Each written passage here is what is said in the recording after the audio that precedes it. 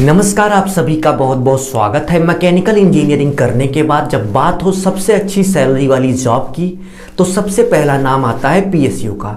यानी कि यदि आपको मैकेनिकल इंजीनियरिंग करने के बाद पीएसयू में जॉब मिल गई तो आपकी स्टार्टिंग सैलरी 1 लाख से कम नहीं होगी और आपकी लाइफ पूरी तरह से सेट हो जाएगी, क्योंकि पीएसयू जॉब में पैसा, पावर और रुतबे की कोई कमी नहीं होती। सो आज के वीडियो में मैकेनिकल इंजीनियरिंग से रिलेटेड पीएसयू जॉब के बारे में फुल इन्फॉर्मेशन शेयर करेंगे। चलिए वीडियो स्टार्ट करते हैं। वीडियो स्टार्ट करने से पहले आप सभी से बस छोटी सी रिक्वेस्ट है, यदि आप चैनल पर नए हो तो चैनल को सब्सक्राइब कर बेल आइकन प्रेस कर लीजिए, जिससे आगे आने वाली अच्छी जॉब की नोटिफिकेशन आपको मिलती रहे।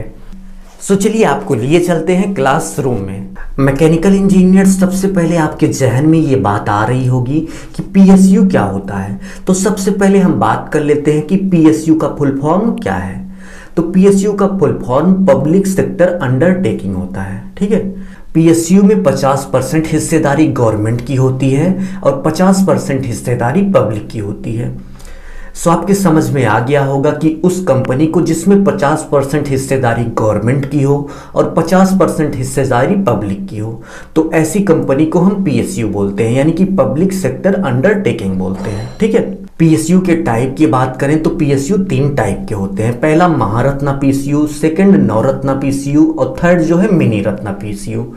अब यहाँ पे क्वेश्चन उठता है कि ये महारत्ना पीएसयू क्या होता है, नवरत्ना क्या होता है और मिनी रत्ना क्या होता है। सो महारत्ना पीएसयू की बात करें तो महारत्ना में उन कंपनियों को रखा गया है जो कि सबसे टॉप कंपनियां होती हैं। ठीक है, और महारत्ना से जो छोटी कंपनियां होती हैं उन्हें नवरत्ना में रखा गया है और नवरत्ना से जो छोटी कंपनियां हैं उन्हें मिनी रत्ना में रखा गया है। ठीक है, महारत्ना में कंपनियों की बात करें तो एनटीपीसी, ओएनजीसी, बीपीसीएल और भेल, और इसके साथ साथ बहुत सारी कंपनियां हैं जो महारत्ना में आती हैं। इसी तरह से नवरत्ना में इंपॉर्टेंट कंपनियों की बात करें तो बीपीसीएल, ओआईएल, मिनी वेल, ये सारी कंपनियां नवरत्ना में आती हैं और इसके अलावा भी बहुत सारी कंपनियां हैं जो नवरत्ना में आती हैं।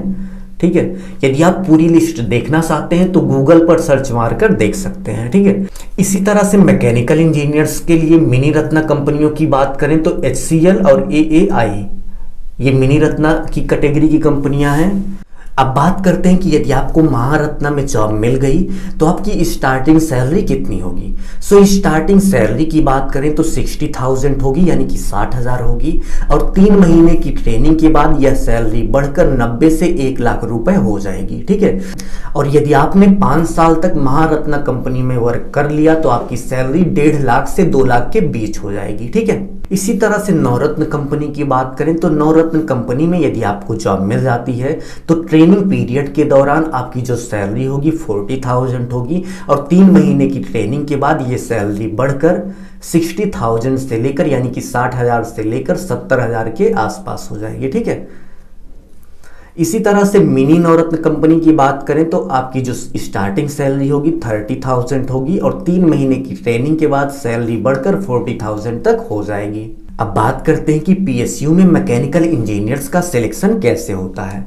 तो सिलेक्शन के यहाँ पर 3 रास्ते हैं। फर्स्ट वे की बात करें तो मैकेनिकल इंजीनियरिंग में बीई या फिर बीटेक करने के बाद गेट एग्जाम यदि आप क्वालिफाई कर जाते हैं तो पीसीयू में आने वाली सभी रिक्रूटमेंट में आप अप्लाई कर सकते हैं। यदि आपने पीसीयू रिक्रूटमेंट को क्रैक कर लिया तो आपको जॉब मिल जाती है।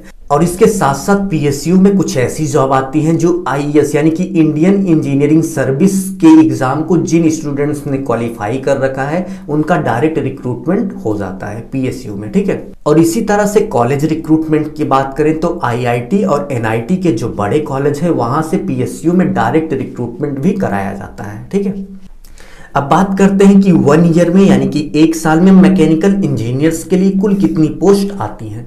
सो 1 ईयर में मैकेनिकल इंजीनियर्स के लिए 1200 से लेकर 1500 पोस्ट आती हैं। ठीक है, सो वीडियो छोड़ के मत जाइएगा, अभी वीडियो में बहुत कुछ है। आपको दिखाना है कि मैकेनिकल इंजीनियरिंग करने के बाद यदि आपको पीएसयू में जॉब मिल गई तो कैसे आपके पास पैसा, पावर और रुतबे की कोई कमी नहीं होगी।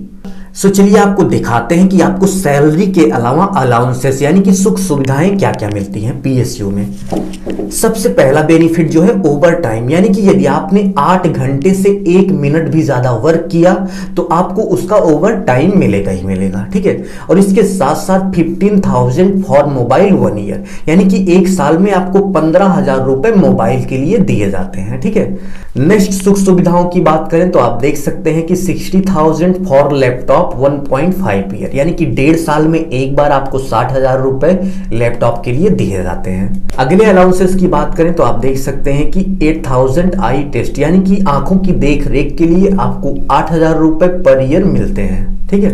नेक्स्ट अलाउंसेस की बात करें तो 1.5 लाख होम फर्नीचर, ठीक है, यानी कि 6 साल में आपको एक बार 1.5 लाख रुपए होम के फर्नीचर के लिए मिलते हैं और पर ईयर आपको 4,000 डीटीएच के लिए मिलते हैं। इसी तरह से कार और बाइक के मेंटेनेंस के लिए 5,000 आपको पर ईयर मिलते हैं।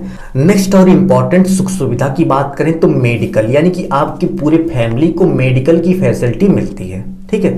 यानी कि आपके घर में आपके माता पिता हो गए, आपके बच्चे हो गए और आपकी बीबी हो गई और आपको मेडिकल की फैसिलिटी बिल्कुल फ्री मिलती है, ठीक है। सो दोस्त, इतनी सुख सुविधाएं और इतनी हाई सैलरी देखकर ये पता चल गया होगा कि यदि मैकेनिकल इंजीनियरिंग करने के बाद आपको पीएसयू में जॉब मिल गई तो आपकी लाइफ पूरी तरह से सेट हो जाएगी, ठीक है। दोस्तों, आपको ये जानकारी कैसी लगी कमेंट बॉक्स में जरूर से जरूर बताएं। यदि आपको कोई डाउट है तो कमेंट बॉक्स में कमेंट करें, आपके हर कमेंट का जवाब जरूर से जरूर किया जाएगा। अपना ख्याल रखिए, अपने मम्मी पापा का अपने से भी ज़्यादा ख्याल रखिए। इसी भाव के साथ आपसे विदा लेते हैं। धन्यवाद।